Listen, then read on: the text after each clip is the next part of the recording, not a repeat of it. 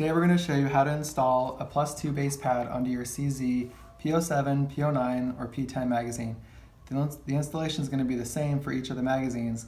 The only thing to note is that the +2 base pad will not work with the reduced capacity magazines. So the 10 round P07, P09, or P10 magazines are not going to work with the +2 extension. You'll need to use a standard capacity magazine. To get started, we're going to go ahead and use one of the P10C magazines because I have the cool orange follower. The only tool that you'll need to do this is a 3/16 inch punch. And if you have ever cleaned or disassembled your magazines, you've already done half the procedure. So the first thing to do is to use your punch and depress the retaining tab that's inside the magazine. So when you depress the tab, we're going to use our thumb to push the magazine baseplate forward, and it's going to disengage the retaining tab. So we'll go about 1/4 of an inch, and we'll be able at this point to see the retaining tab behind our baseplate. Use your thumb or any finger, I guess, that you'd like to capture the kind of the baseplate retaining tab as it slides out under spring force.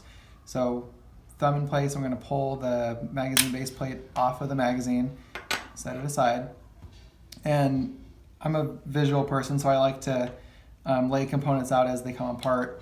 This way I can visualize and see what's happening inside the magazine. So as I'm kind of going to pay attention as I release the spring pressure and pull the components out, I'm going to make sure that I lay them on the table in the same orientation as they are when they're assembled together. This way I don't get mixed up or confused on which way anything goes.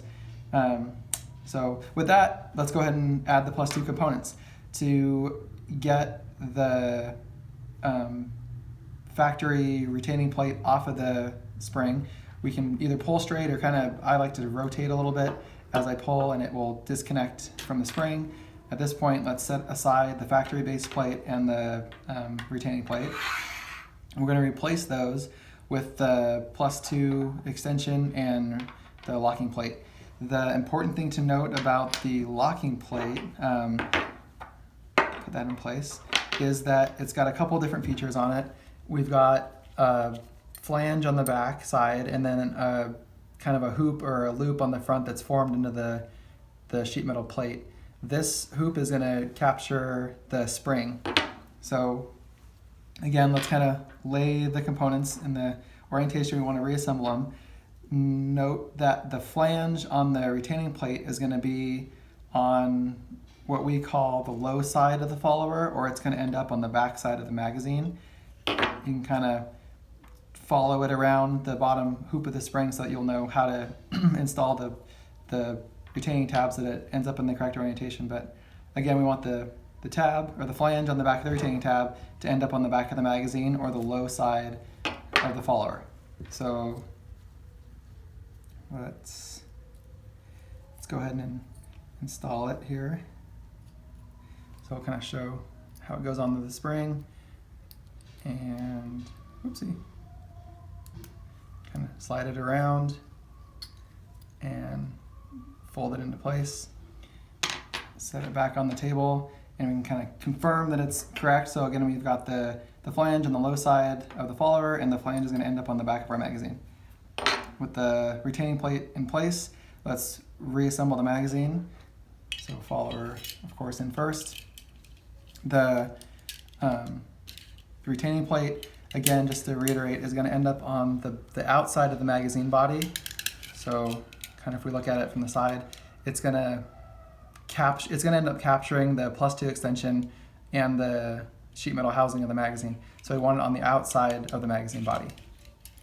So with one hand, we'll hold the retaining plate, and with the other hand, we can install our +2 extension. With the extension halfway onto the magazine, again, I guess we'll show it again how you should look at this point. We're going to go ahead and continue to slide the extension onto the mag body. Use your thumb, or you can use another finger to hold the retaining plate in place.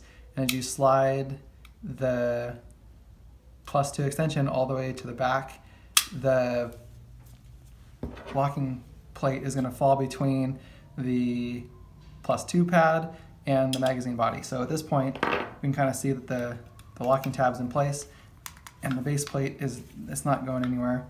The nice thing about this design is there's no holes like there was in the factory base plate, so there's no external holes or ports for debris to get in, dirt or debris, nothing to snag on, no set screws to strip out. It's completely toolless, so at this point if you want to clean your magazines or remove them, we used the punch before, but now you can use either just your finger or you can kind of use a flathead screwdriver to pull up on the retaining tab.